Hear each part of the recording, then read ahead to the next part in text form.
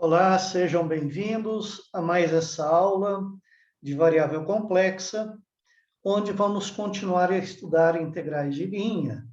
E hoje vamos apresentar alguns exemplos que são fundamentais para o nosso curso. Vamos relembrar que se nós tivermos uma curva C parametrizada por Z de t, onde o t varia no intervalo AB, e essa parametrização é uma parametrização positiva, ou seja, percorre a curva C no sentido positivo, então a integral de f de z dz na curva C é, por definição, a integral de a até b de f em z de t, multiplicado por z' de t dt. Quando a gente observa essa fórmula, vejam que da esquerda para a direita, trocamos a integral de linha na curva por uma integral definida entre a e b. Trocamos z por z de t e o dz por z' de t dt. Então, esse é o mecanismo. Então, vamos agora aos exemplos fundamentais que temos para hoje. Já vimos alguns exemplos e vamos ver este que seguramente é o exemplo mais importante do nosso curso. Seja C uma circunferência com centro em Z0 e raio R orientada no sentido anti-horário. Quer dizer que o sentido positivo de percurso é o anti-horário. Então, vamos ver aqui.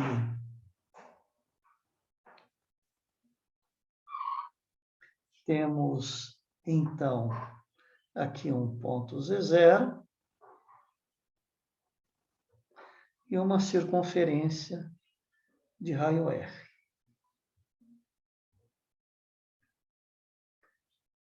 Então, esse raio R.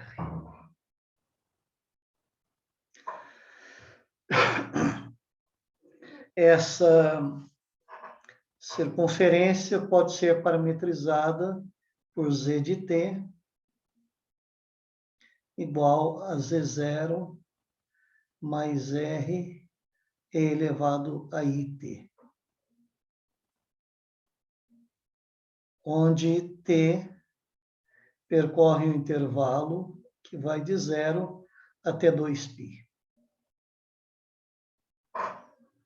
Pois bem, é bom sempre lembrar que e elevado a it é, por definição, cosseno de t mais i seno de t, que muitas vezes a gente abrevia escrevendo apenas cis-t, né?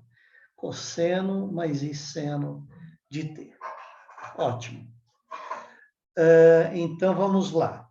Vamos calcular a integral ao longo dessa circunferência da função 1 sobre z menos z0. Então, z vai ser um ponto genérico aqui da circunferência, e o z0 é o centro da circunferência.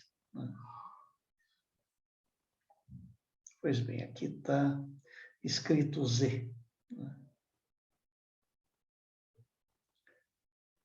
Z. Então, à medida que percorremos isso no sentido anti-horário, vamos ver como é que fica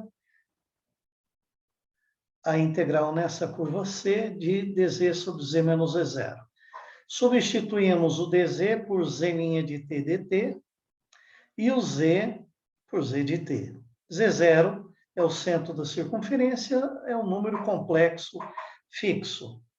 Ora, quando a gente deriva z de t em relação a t, z0 é constante, então essa derivada é zero, então fica a derivada disso em relação a t, que é zero, mais r vezes a derivada de e elevado a it em relação a t.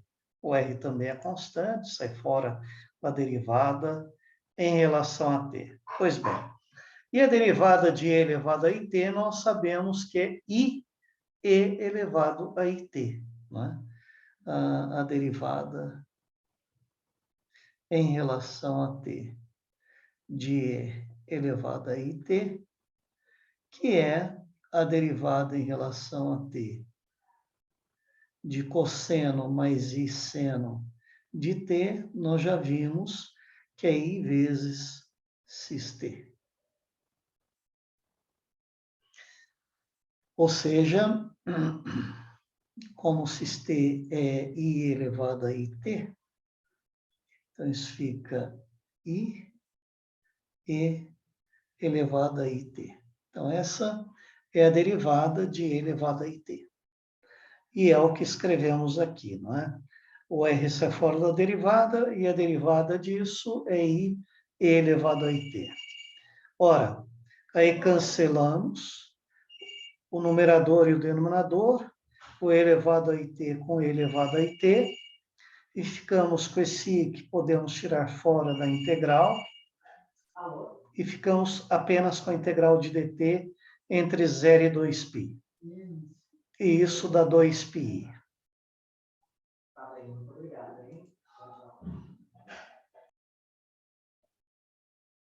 Então, essa integral de 1 sobre z menos z0 na circunferência C, de centro em z0, qualquer que seja o seu raio, dá sempre 2π. Olha que interessante.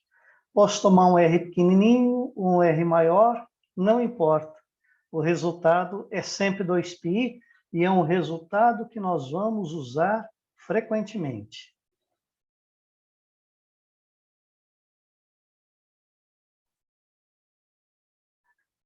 Agora, vamos ver quanto vale a integral de dz sobre z menos z0 elevado a n, quando n for 2, 3, etc. For qualquer inteiro positivo maior do que 1.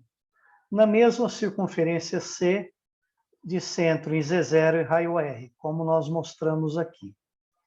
Então, o Z menos Z0, não é? Fica elevado a N. Vamos lembrar que a circunferência, não é? Ela é parametrizada por essa expressão.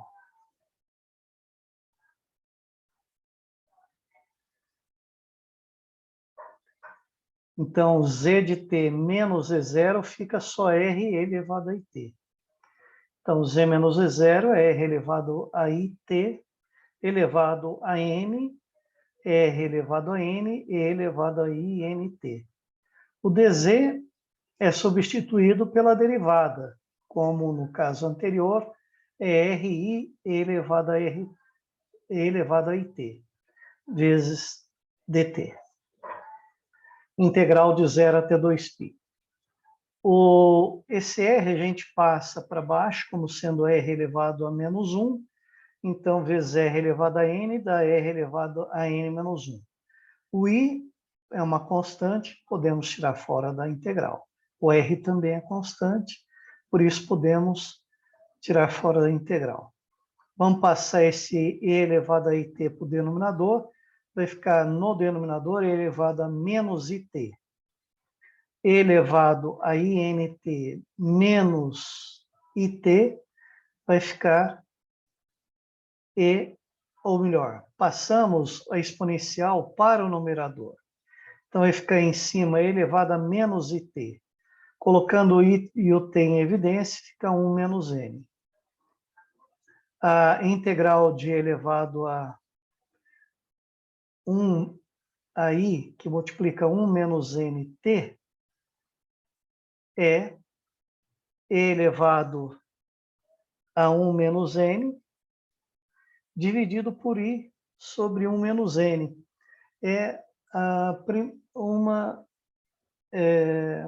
integral de elevado a menos a i elevado a 1 menos n, porque o e, vamos acompanhar aqui no...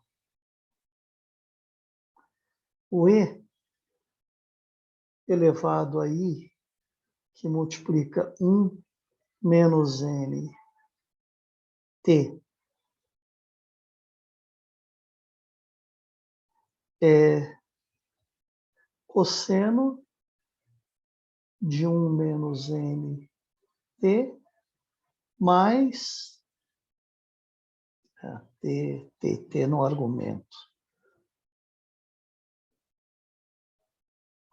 nt mais i que multiplica seno de 1 menos nt. Quando a gente integra isso entre 0 e 2π, de e elevado a i, que multiplica 1 menos nt dt, fica igual a integral entre 0 e 2π do cosseno de 1 menos n t dt mais i que multiplica a integral de 0 a 2π seno de 1 menos n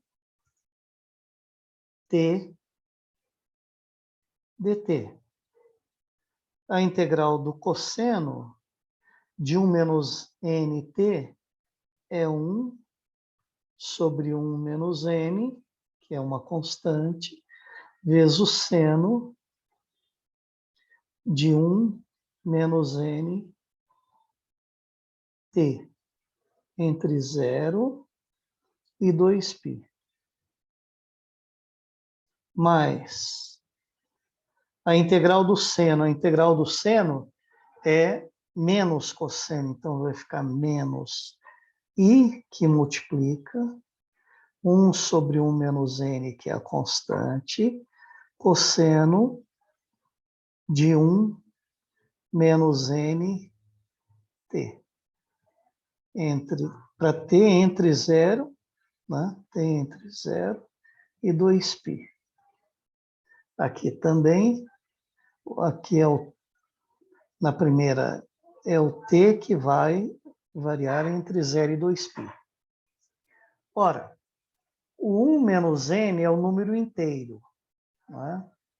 Quando t for 2π, dá um múltiplo inteiro de 2π.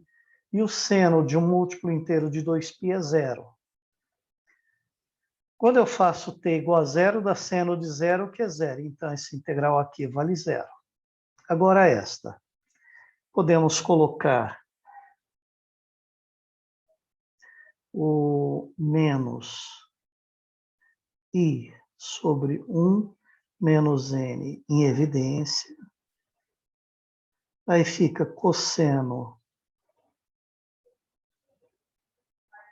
de 1 menos n em 2π. Né? Fiz t igual a 2π.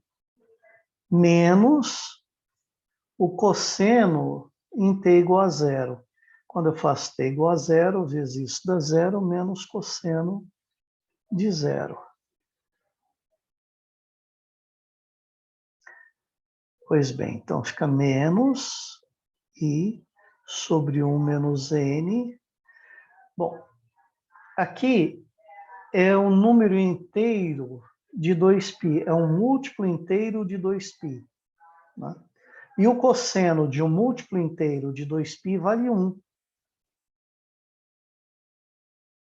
Menos o cosseno de 0, que vale 1 também. 1 menos 1 é 0. Então, essa integral dá 0. Portanto, a integral entre 0 e 2π de e elevado a i, que multiplica 1 menos nt dt, quando n vale 2, 3, etc., é claro que 1 menos n vai ser um inteiro negativo, né? Mas o resultado da integral é 0. E quando o n for 0, 1, 2, e eu tiver z menos z0 no numerador. Então, o z menos z0 vai ser o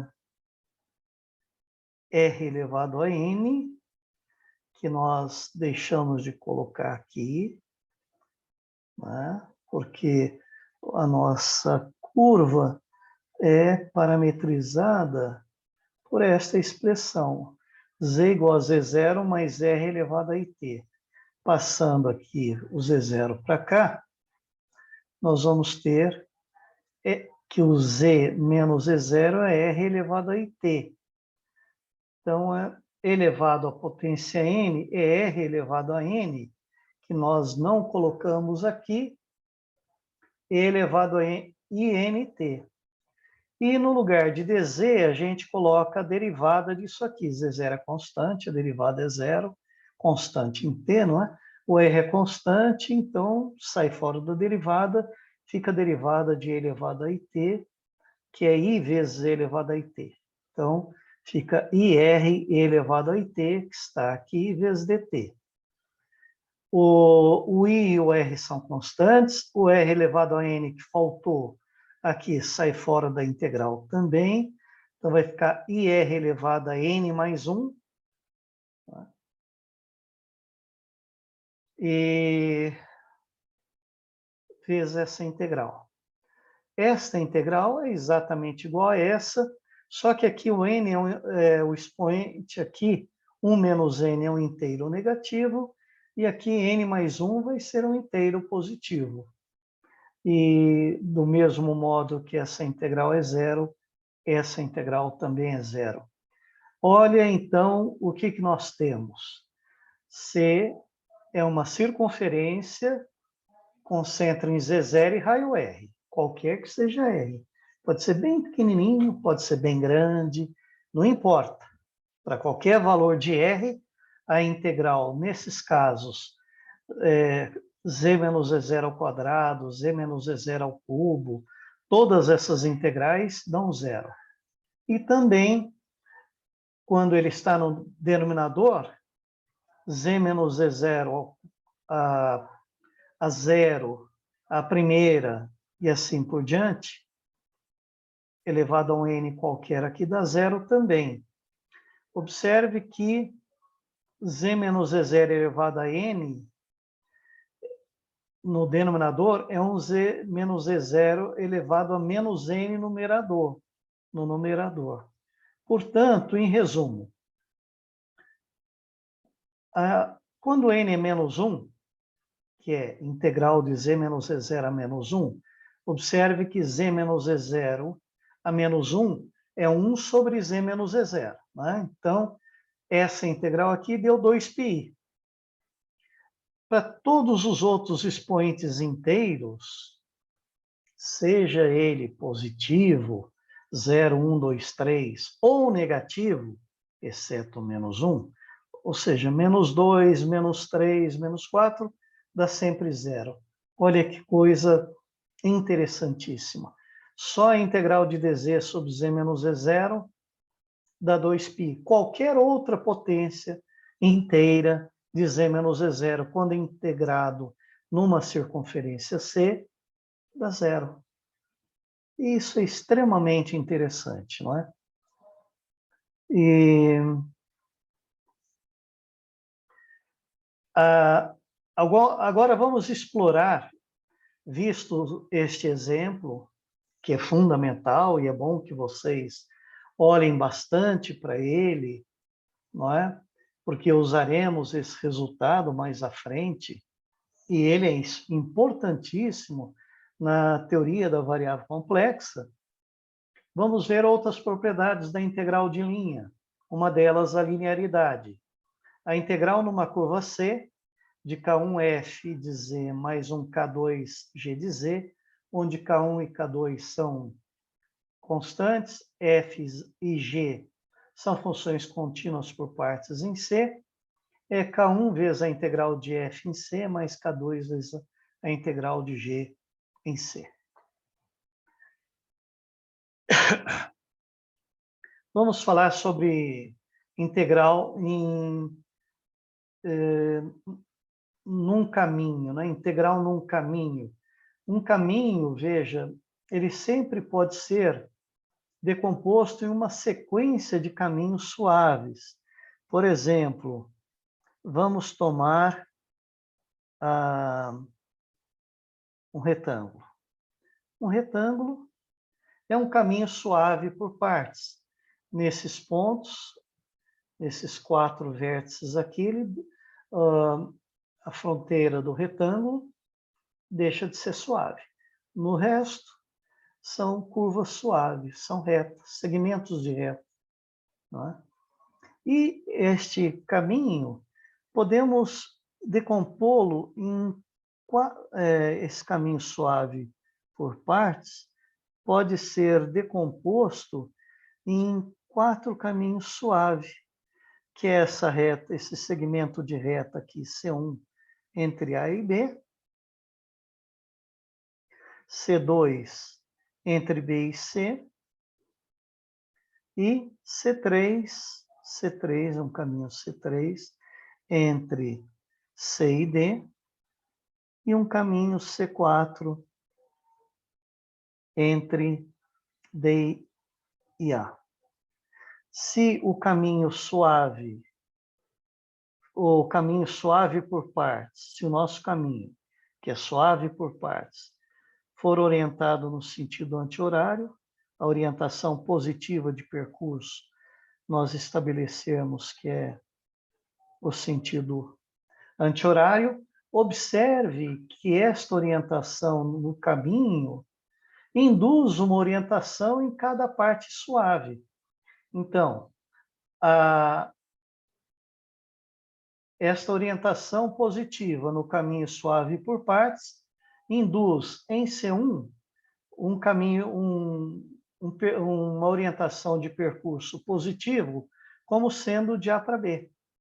Em C2 de B para C, em C3 de C para D e em C4 de D para A. E nós vamos indicar o caminho suave por partes, vamos denotá-lo por C1 mais C2 mais C3 mais C4. E, bem, como as integrais de linha em um caminho é dado por uma integral definida, e sabendo que as integrais definidas, elas podem ser divididas em integrais, digamos, que a parametrização do caminho suave por partes seja parametrizada por uma curva z de t, esse caminho parametrizado por uma curva z de t, onde o t, ao percorrer de A até B, vai desde um real A até um real B. Aqui, em C2, o z de t é parametrizado pela função z, não é? Com t variando, vamos chegar isso aqui um pouquinho para a esquerda, com z de t indo de B até C. Aqui o meu z de t parametriza o C3 com t variando entre C minúsculo e D. E assim por diante. Não é?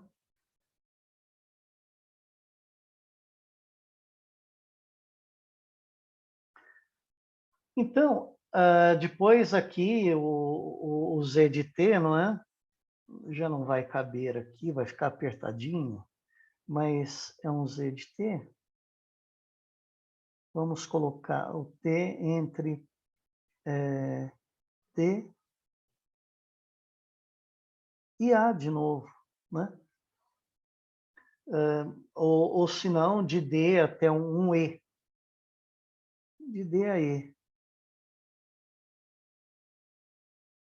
De D a E. E essa integral, então, ao longo desse caminho C, ao transformar numa integral definida, o t vai variar de A até E. que a gente pode separar na integral definida, a gente sabe que pode dividir integral de A até B, depois de mais a integral de B até C, mais a integral de C até D, mais a integral de D até E. A integral de A até B vai ser a integral em C1, porque Z de T, quando T está entre A e B, parametriza C1.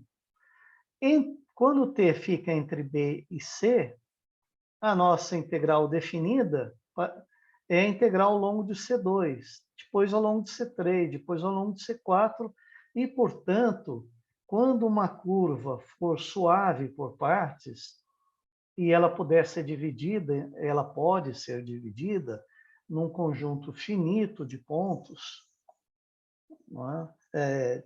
De curvas suave, a integral na curva C é a soma das integrais em todas as suas partes suaves. E isso facilita muito, porque achar uma única parametrização cujo parâmetro t percorre o intervalo e parametriza de uma única vez toda a nossa curva, às vezes é difícil.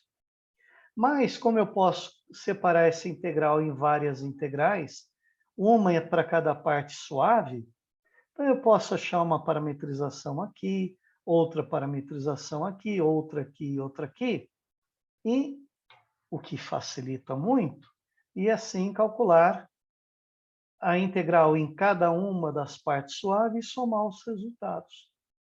E isso é muito bom, né? Quando dados dois números complexos, nós vamos denotar por Z1, Z2 ao segmento de reta orientado que começa em Z1 e termina em Z2, né? Então, eu tenho aqui o Z1, tenho aqui o Z2, o segmento de reta orientado, que vai de Z1 até Z2, né? E orientado neste sentido, de Z1 para Z2, nós vamos denotá-lo por Z1, Z2.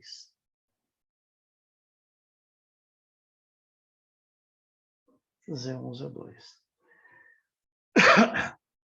Linha poligonal é aquela em que é um polígono que tem vários vértices, né?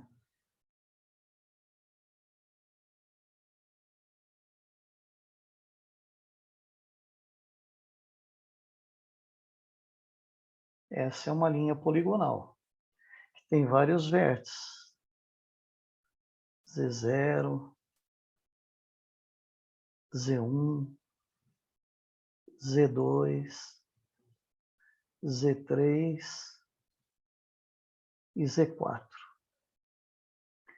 E podemos atribuir a essa linha poligonal um sentido positivo de percurso. Esse, por exemplo, que eu estou apontando com as setinhas, esse é o sentido positivo de percurso.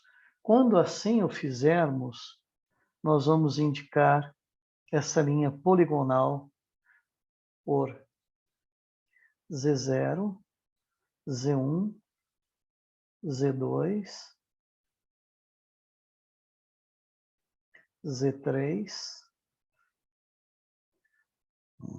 Deixa eu caprichar mais aqui, vai.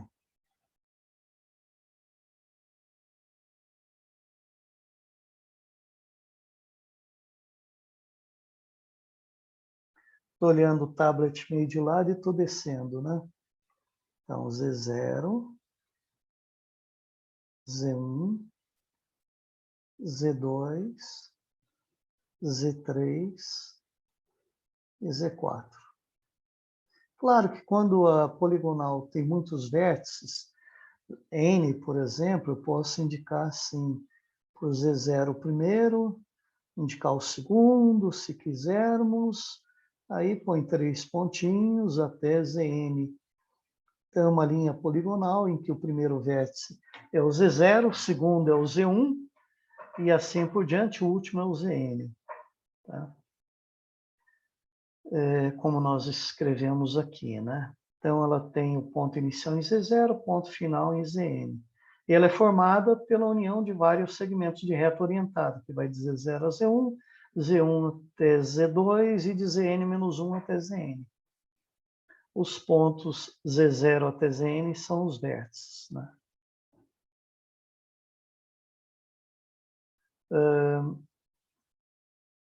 Dados três números complexos, W1, W2 e W3, W1 sendo 0, W2 sendo I, W3 sendo 1 mais I, e essa linha poligonal C que tem três vértices, W1, W2 e W3. Por exemplo, como aqui, ó, em que usamos a letra W em lugar de Z. Ora, esta linha poligonal, ela é formada por três segmentos, né? E três vértices, né? Sim, aqui começou com W1, W1, W2, W3. Então, vamos retificar. Vamos tirar mais um aqui, tirar esse aqui. Então, Z1, Z2, Z3, ou W1, W2, W3. E ele é formado por duas curvas, C1 e C2, né? Então, o nosso segmento W1, W2, W3, que eu chamei de C, é a soma de C1 mais C2. Vamos escrever desse jeito aqui. Vamos calcular, então, a integral de Z ao quadrado. E nesta linha poligonal, a gente pode separar a integral em C como sendo a integral em C1 mais a integral em C2. E como vamos aqui tomar os pontos tais como eles foram dados. O W1 é o 0. Então, aqui é o 0. Vamos tirar daqui. Aqui é o 0. O W2 é o I. W2 é o I. W3 é 1 mais I. Então, é uma reta horizontal aqui. 1 mais I fica mais ou menos por aqui.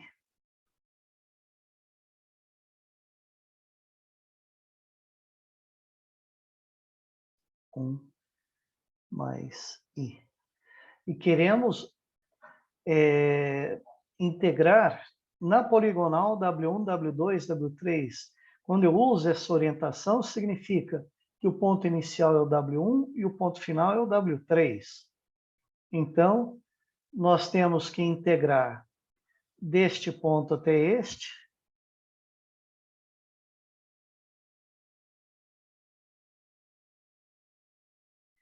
deste ponto até este, e depois deste ponto até este. Bem, vamos mudar a cor.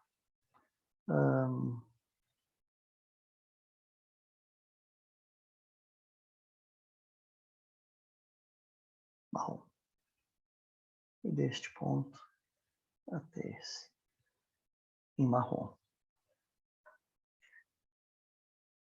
Observe que o Z1 de T,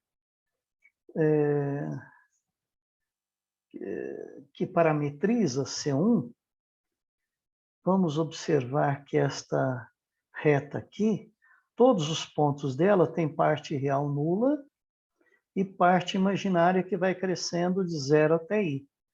Então, todos os pontos de C1 têm a parte real nula e a parte imaginária I vezes T, com T percorrendo o intervalo que vai de 0 até 1. Se vocês tiverem alguma dúvida, parametrize a parte real Então, aqui é a C1, né? C1. E aqui é a C2. Veja que os pontos de C1, os pontos de C1 podem ser parametrizadas, ou melhor, pode ser privatizadas. Vamos chamar a parte real de x de t, vamos denotar por x1 de t. Que a parte real é sempre zero. E a parte imaginária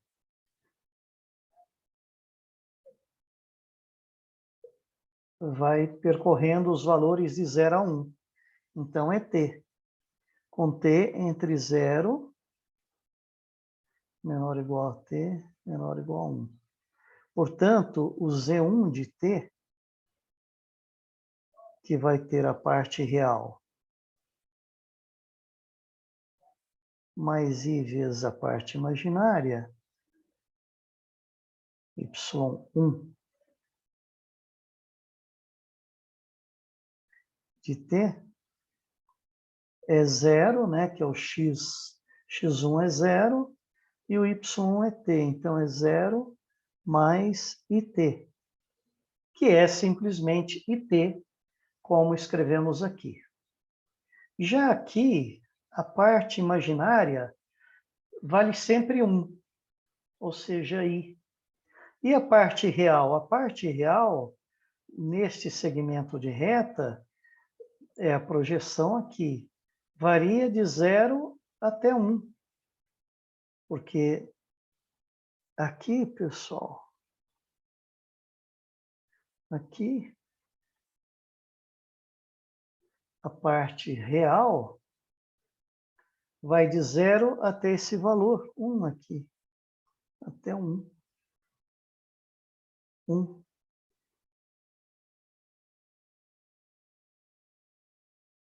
Até 1. Então, o Z2 de t igual a t mais i parametriza C2, com t indo de 0 até 1. Então, a integral em C1, eu tenho que usar o Z1 de t. No lugar de z, substituir por it. No lugar de dz, substituir pela derivada, que é i vezes dt, ou seja, i dt. E a segunda aqui? Tem que usar Z2. Substituir o z por Z2. Fica que é t mais i ao cubo. T mais i ao cubo.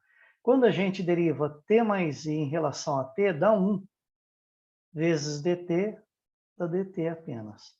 Bem, essa aqui vai ficar i ao cubo vezes i daí a quarta, e a quarta é 1. Então, fica integral entre 0 e 1 de t ao cubo, é t a quarta sobre 4, que dá 1 quarto. E aqui, se fizer as contas, vai dar menos 5 quartos. Porque aqui eu tenho que pegar, integrar t mais i, né? T mais i. Entre 0 e 1. Tem que desenvolver esse cubo aqui. Ou fazer uma mudança de variável aqui, chamar t mais i de u, por exemplo. Então, fica u ao cubo. E dt vai dar du.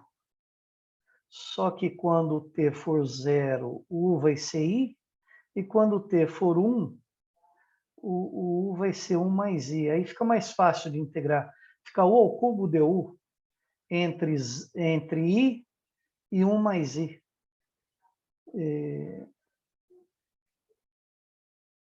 Que vai dar u a quarta sobre 4. E o resultado é esse. Confiram, por favor. 1 quarto menos 5 quartos dá 4 quartos, dá menos 4 quartos, que é menos 1. Então, é assim que a gente calcula a integral de linha. Não é? E apenas um alerta. Quando a gente escreve uma soma de curvas na integral de linha, entenda esta soma o seguinte, que é apenas uma notação, e vamos chamar isso de soma formal, é apenas uma notação que a gente vai usar para indicar que eu quero integrar esta função uma vez em C1, 3 vezes em C2 e menos 2 vezes em C3, que é como nós escrevemos aqui. Então, entenda isso. Sempre que houver uma soma desse tipo, entenda que é para integrar uma vez em C1, 3 vezes em C2 e menos 2 vezes em C3. Ou 2 vezes em menos C3, que é menos 2 vezes a integral em C3. Né? Essa integral, essa notação já foi usada quando o caminho C foi decomposto em um número finito, C1, C2, Cn, de curvas suaves. Né? E agora vamos ficar por aqui e na próxima aula vamos falar em como limitar superiormente uma integral de linha. Esse vai ser o assunto de nossa primeira aula. Então, me despeço, dando a todos o meu abraço e um até breve.